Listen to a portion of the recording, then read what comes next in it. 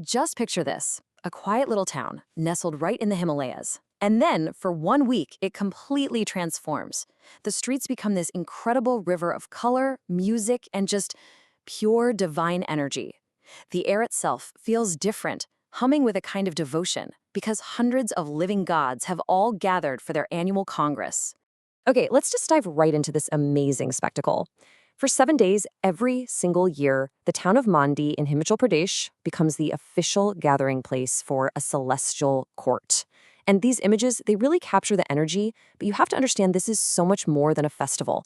It's a living, breathing assembly of deities, and each one travels here with their entire entourage. So you gotta ask, right? What is this incredible gathering all about? And why has it been happening for centuries? This isn't just about ritual, you know? It's about power, it's about tradition, and it's about a unique form of divine government that, believe me, you will not find anywhere else on Earth. To really get what this festival is about, first, we need to understand who's actually attending. See, these aren't just idols that are taken out of a temple for a day. No. In Himachal, these are the Devtas, and they are very, very much alive. Now, what's so interesting here is the sheer scale and the setting.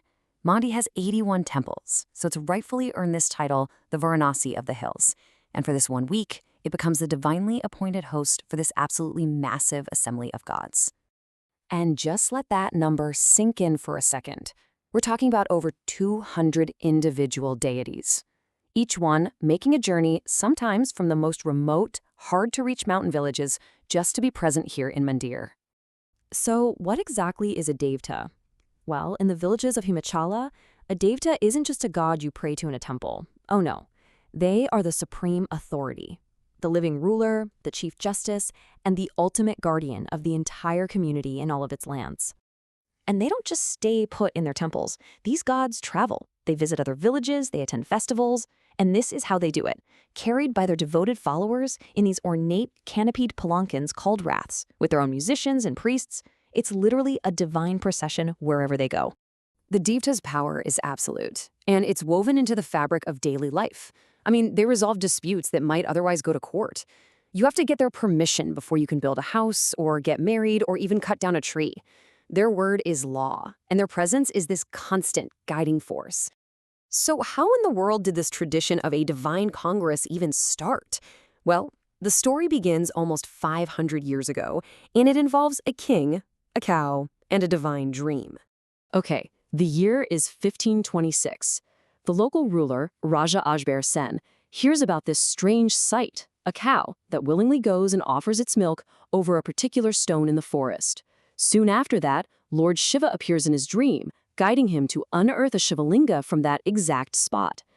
The Raja built the Bhootnath Temple right there, and just like that, the Mandi Shivratri festival was born. This timeline really maps out the crucial points. You've got the festival's founding by Ajber Sen. But then, a couple of centuries later, something huge happens with Raja Suraj Sen, a major plot twist. And today, that royal tradition has evolved into this globally recognized event. Okay, so this is where the story gets truly remarkable. A successor, Raja Suraj Sen, was facing a deep personal tragedy, and he decided to abdicate his throne. But get this, he didn't give it to another person. He gave it to a silver idol of Lord Vishnu, who he named Madho Rai. From that day on, Madho Rai became the eternal king of Mandi, and all human rulers were just his humble servants. This created this really unique divine hierarchy that defines the festival even today.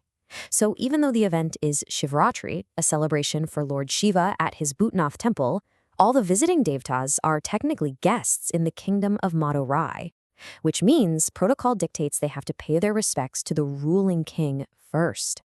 And this whole hierarchy leads to a very specific, very sacred protocol. You could call it a pecking order for the gods, and every single visiting deity has to follow it meticulously.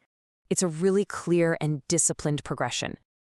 When a Devta arrives, the first thing they have to do is report to the king, Madho Rai, at his temple. Only after they've paid this official homage can they join the magnificent procession. And then finally, they can proceed to the Bhootnath Temple to honor the host of the festival, Lord Shiva. And this grand procession, the Shobha Yatra, this is the vibrant heart of the entire celebration. It's a river of faith flowing through the town, with hundreds of these palanquins swaying to the rhythm of drums and horns. It is a truly breathtaking spectacle of pure devotion. Now, overseeing this whole complex week-long event is another very powerful deity. Rishi Kamru Nag, the god of rain, is considered the presiding deity of the fair. After he pays his own respects, he goes up to a temple on a high hill, and from there he watches over the entire proceedings for all 7 days. So you have to wonder, right? Beyond all the deep religious roots and the fascinating history, why does a festival like this not just survive in our modern world, but continue to thrive with such incredible energy?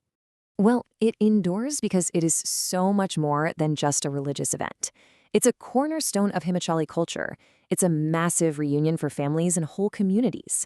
It's also a major trade fair where local products are bought and sold.